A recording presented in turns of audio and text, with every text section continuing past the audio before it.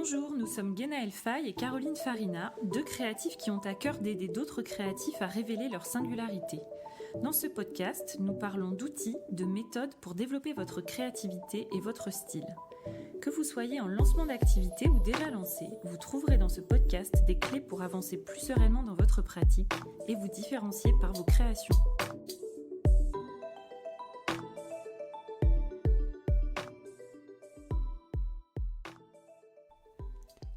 Bonjour et bienvenue dans cet épisode. Aujourd'hui, nous allons parler de créativité et plus particulièrement de comment débloquer sa créativité.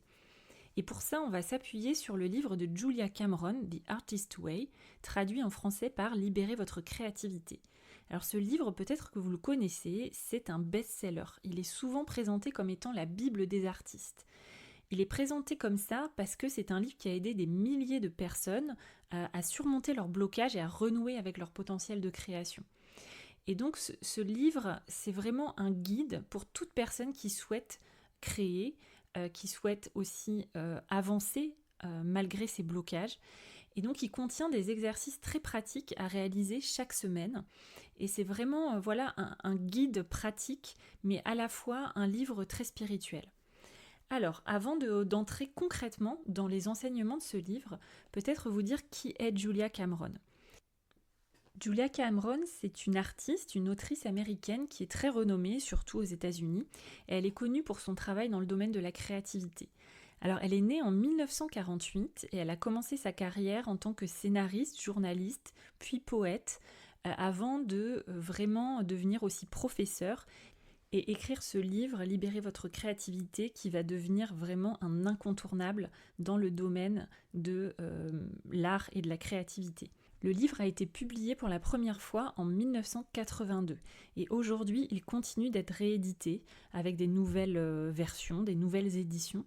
Et vraiment ce livre, il s'est imposé, il est devenu incontournable quand on s'intéresse au sujet de la créativité. Donc sa philosophie, elle repose sur l'idée que chaque personne est vraiment intrinsèquement créative et que cette créativité, elle est souvent réprimée par des blocages internes ou externes.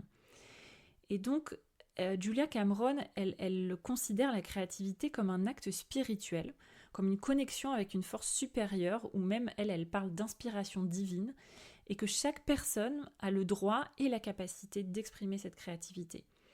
Par contre, la réalité, c'est que les peurs, les doutes, les critiques internes, mais aussi les traumas du passé, peuvent venir inhiber cette expression, cette création que l'on a en nous.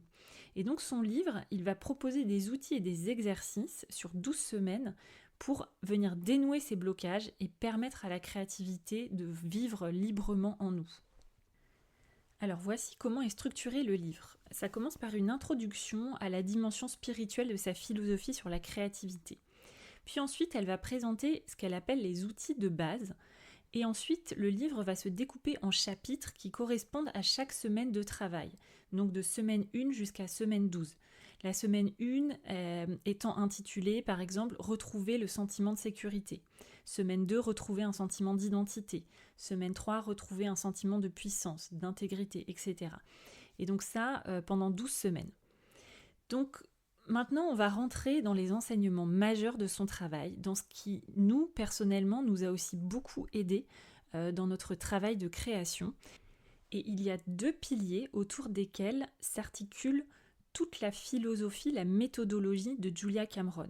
Et ces 2 piliers-là, qu'elle appelle, elle, les outils de base, sont vraiment des fondamentaux et c'est peut-être les exercices les plus transformateurs, ceux qui l'ont rendu célèbre, qui ont rendu sa méthodologie si puissante. Donc le premier, c'est l'exercice des pages du matin. Donc cet exercice-là, il consiste à écrire chaque matin 3 pages de texte à la main dans un cahier. Donc cet outil-là, elle le présente comme étant non négociable et comme étant vraiment l'outil principal de notre propre reconquête créative. En gros, ce qu'elle nous dit, c'est que les pages du matin, elles peuvent opérer pour les peintres, les sculpteurs, les poètes, les acteurs, pour tous ceux qui veulent essayer de créer. Et donc l'objectif principal de cet exercice, c'est de vider son esprit de toutes les pensées qui pourraient encombrer la créativité. Donc c'est vraiment un moyen chaque matin d'évacuer ses inquiétudes, ses doutes, ses peurs, les préoccupations aussi qui tournent en boucle dans nos têtes. Et donc on va écrire chaque matin, préférablement en fait ça doit être quelque chose qui se passe dans les premiers moments de notre journée. Et donc vraiment juste après le réveil, avant de commencer sa journée, on écrit tout ce qui nous passe par la tête, sans se soucier de la grammaire, du style, de l'orthographe. C'est vraiment l'idée de laisser couler les mots sans se censurer. Et donc d'écrire, quoi qu'il arrive, 3 pages. Les effets de cet exercice, c'est qu'avec le temps, ça va permettre de clarifier ses pensées. Ça va permettre aussi d'apaiser le dialogue interne critique et aussi vraiment de libérer notre esprit pour des idées plus créatives, plus constructives. Et donc c'est une forme de rituel qu'elle propose. Donc dans un premier temps, ça peut être assez difficile à instaurer et à s'y tenir, mais c'est pas grave, il faut vraiment essayer de persévérer parce que cet outil-là, une fois qu'il est pratiqué sur la durée, il est vraiment libérateur, il est transformateur. Le deuxième pilier de la méthode de Julia Cameron, c'est le rendez-vous avec l'artiste. Alors cet exercice-là, il est conçu vraiment pour venir nourrir notre âme créative en se reconnectant avec des plaisirs simples, avec nos passions, avec un peu aussi l'enfant intérieur en nous. Alors concrètement, c'est quoi ? L'idée, c'est de s'offrir une plage de temps hebdomadaire qui est vraiment réservée à soi pour pouvoir s'adonner à des activités qui entretiennent la créativité, qui nourrissent l'imagination. Donc le but, c'est de se ressourcer, c'est de se reconnecter avec la joie, avec l'enfant intérieur qui est en nous, cette part de nous qui est naturellement curieuse et naturellement créative. Et donc chaque semaine, il s'agit de prévoir un moment, peut-être 1 heure ou 2, en tout cas c'est ce qu'elle conseille, où on va se consacrer à une activité qui nous fait plaisir. Et donc, à titre d'exemple, ça peut être une visite à un musée, ça peut être aller se promener dans la nature, ça peut être aller voir un film, ça peut être aussi jardiner, ça peut être ressortir ses crayons ou sa peinture, ou alors vraiment toute activité qui va stimuler notre créativité. Et l'idée, c'est que c'est vraiment un moment que l'on va faire seul, c'est-à-dire qu'on ne va pas convier ni nos enfants, ni notre conjoint, ni une amie. C'est vraiment un moment seul avec soi où on va vraiment venir se recharger émotionnellement et développer aussi une relation qui est plus joyeuse, qui est plus libre avec la création. Et donc c'est vraiment un rendez-vous, c'est pour ça qu'elle l'appelle le rendez-vous avec l'artiste, un rendez-vous hebdomadaire et que l'on va vraiment défendre dans notre emploi du temps. Donc elle, c'est pareil, elle conseille ce rendez-vous-là, c'est quelque chose qui est non négociable. Ça peut être de toutes petites choses, comme aller s'acheter un beau carnet et recommencer à faire quelques dessins dedans. Et l'idée, c'est vraiment de ne se mettre aucune pression de création. Le but premier, c'est le plaisir, c'est la récréation, c'est la joie. C'est retrouver vraiment ce qu'on pouvait ressentir quand on était enfant et qu'on créait pendant des heures sans penser aux résultats. Donc ces 2 exercices, les pages du matin et le rendez-vous avec l'artiste, ces 2 exercices, ils sont clés à mettre en place ensemble. Julia Cameron, elle insiste sur ce point. Elle dit vraiment qu'ils agissent comme émetteurs et récepteurs, que c'est un processus qui est en 2 étapes et à 2 directions, une vers l'extérieur et ensuite vers l'intérieur. Elle nous dit, en faisant vos pages du matin, vous émettez en exprimant pour vous-même et pour l'univers vos rêves, vos insatisfactions et vos espoirs. Et en prenant rendez-vous avec l'artiste, vous recevez en vous ouvrant à la vision intérieure, à l'inspiration et au conseil. Et donc on pourrait presque déjà s'arrêter là avec les enseignements du livre de Julia Cameron, parce que ces 2 préceptes, si vous les appliquez, si vous les mettez en place sur la durée, vous allez voir une vraie transformation dans votre relation à votre créativité. Vous allez voir une transformation sur les doutes, sur les peurs. Ça a vraiment un pouvoir transformateur. On ne va pas s'arrêter là, je vais continuer à vous présenter quelques-uns des exercices qui sont présents aussi dans ce livre, puisqu'il y en a vraiment beaucoup. Mais ces exercices-là, ils viennent en plus des 2 outils de base que je viens de vous présenter. Alors ça a été assez compliqué de choisir certains exercices plutôt que d'autres, sachant qu'en plus c'est assez progressif. C'est-à-dire qu'il faut vraiment faire les exercices dans l'ordre. Donc, ce qu'on va faire, c'est que je vais vous dire, moi, ce que j'ai personnellement trouvé impactant.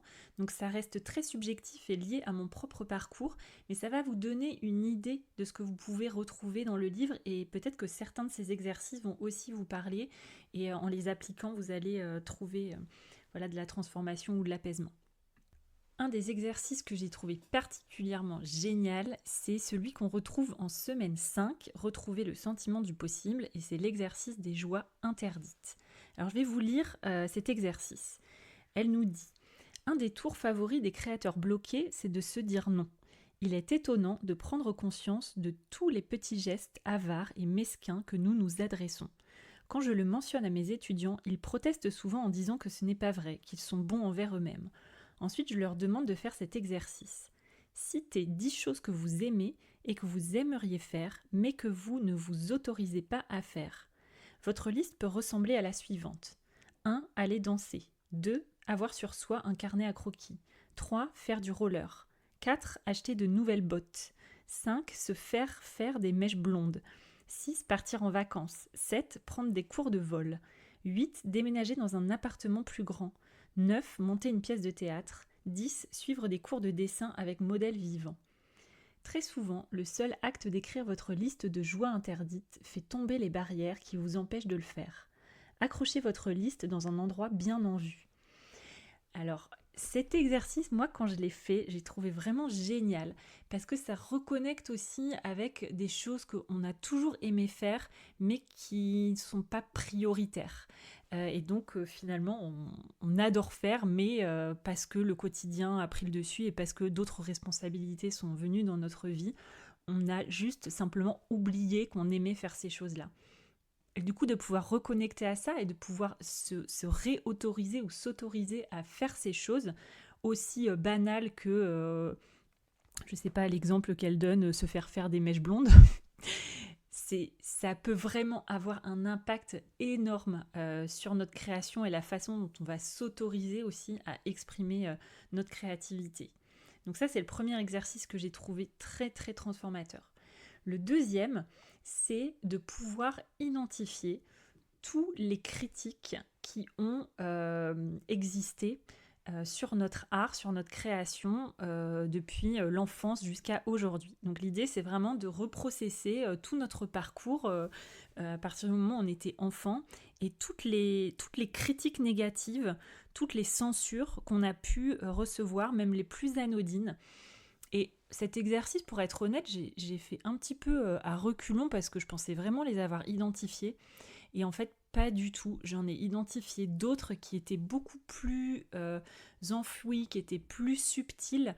Et de les écrire, de pouvoir identifier ces personnes qui, à un moment, ont eu des paroles qui ont entraîné en fait un blocage dans ma création.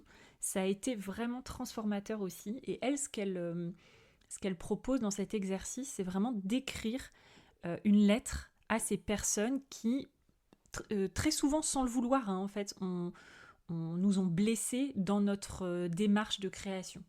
Et ça, c'est très transformateur aussi puisque c'est assez libérateur. On écrit la lettre, on brûle la lettre et après on passe à autre chose. Et voilà, je vous encourage à le faire, même si vous vous dites, ouais, je sais pas, peut-être que, enfin là, pour l'instant, je vois pas trop, ou je pense que j'ai déjà travaillé sur ce sujet-là. En tout cas, moi, de vraiment m'y reposer et de lister chacune de ces petites entraves à mon travail créatif, ça a vraiment libéré beaucoup, beaucoup d'énergie dans mon travail. Dans le même esprit, il y a un autre exercice qui consiste à faire une lettre au censeur. Et donc cet exercice, c'est d'écrire une lettre qui est adressée à sa propre voix critique intérieure. Et donc Julia Cameron, elle appelle cette voix-là le censeur. Et l'idée avec cet exercice, c'est vraiment de se confronter à cette voix, de lui répondre et au final de réduire le pouvoir qu'elle a sur notre créativité. Donc ces exercices-là, ça passe encore une fois par l'écrit. C'est vrai que moi j'aime ce type d'exercice. Il y a d'autres exercices qui sont aussi moins avec les mots que vous allez pouvoir retrouver dans le livre. Un autre exercice très puissant, c'est l'inventaire des rêves, où elle nous demande de faire la liste de tous les rêves qu'on avait dans notre passé, d'aller vraiment chercher les rêves qu'on a oubliés, qu'on a négligés, les rêves qu'on a jugés irréalisables. Et c'est un petit peu comme l'exercice des joies interdites, c'est vraiment d'aller raviver des aspirations créatives qu'on a en nous et qu'on a enfouies en fait. Et enfin, le dernier que je voulais vous partager, c'est la lecture des pages du matin.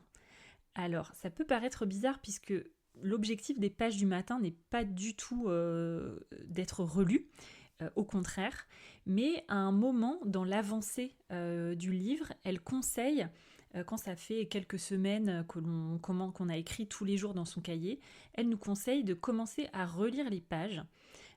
Et cette relecture, en fait, elle va permettre de prendre conscience des schémas de pensée récurrents qu'on a, des blocages persistants, mais aussi des changements positifs qui se sont opérés.